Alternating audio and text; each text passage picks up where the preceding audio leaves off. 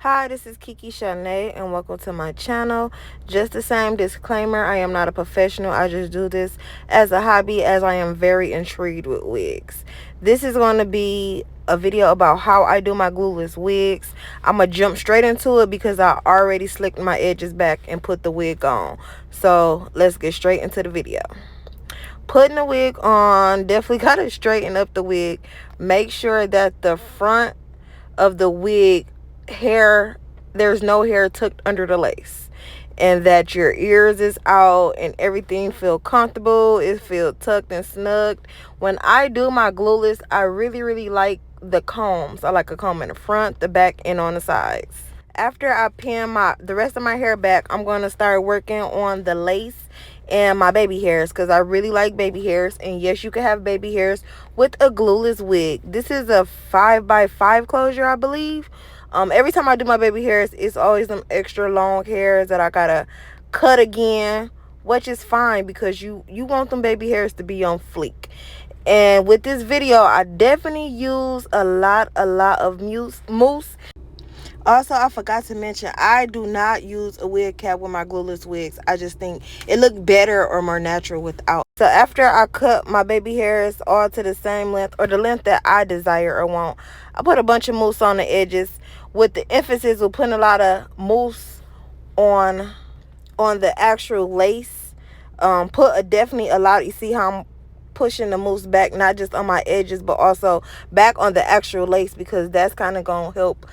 The mousse is going to set and mold the lace or the closure so it stays stuck to your head for at least a day. And if you sleep nice, you can have it on for 2 days at least. So definitely use a whole bunch of mousse. You're going to need a melting band and a lot of more mousse. So first, I comb or brush the baby hair down, my baby hairs down, and put the melting band on. This just to melt the lace so that it goes into my skin first, and then we're gonna go back and deal with the edges. As you can see, I'm definitely having a difficult time putting this melting band on. But I got it down packed now, because I didn't want to put it on top of my curls. I could have put it on top of my curls, but I wanted to be under my curls. But I got it together now. Then you want to just brush out those baby hairs. Make sure everything is cut. It's always those random long hairs that you want to cut off. And then as my lace is melting and baking, that's when I'm going to start styling my hair, which is why I didn't want the melting band on top of my curls, because as my lace is melting into my skin with that mousse, honey, I'm combing out my curls and I'm getting my hump, or whatever they call it, at the top. That's another thing that I use too, is a hot comb. I love a hot comb, so that you can straighten out the top to have that hump. I don't know what it's called. It's like those 2 humps on the side. But yeah, that's what the hot comb is for. I didn't have a lot of excess hair at the top, no, a lot of flutters, but I still like to use my wax stick just because makes it more flat at the top, but you don't want to look like you got a helmet on, right? And then once I curl or comb my curls out, I want them to be thick. And then I always go back and redo or cut the front of my hair, just so it can give that layer look to it. I mean, of course, doing the hair and all this other extra stuff that I'm doing is not needed, but this is how I wanted to style my hair for the day. You see that little hump? I don't know what that is, but I definitely love those and appreciate those humps. That shit burn, but beauty is motherfucking pain. And then once I get the hot comb, the top of my hair very flat how I want it, and then I'm gonna go in with, I don't even know what this is called, but to give it those layers look, and then I curl it to give it that feather short look in the front. Once again, I'm not a professional. I just be watching a whole bunch of YouTube videos, copying, seeing what they doing, what I like, and put my own mix on it, you know. Oh, you see that melting band, Neferkey? Those are for sale too.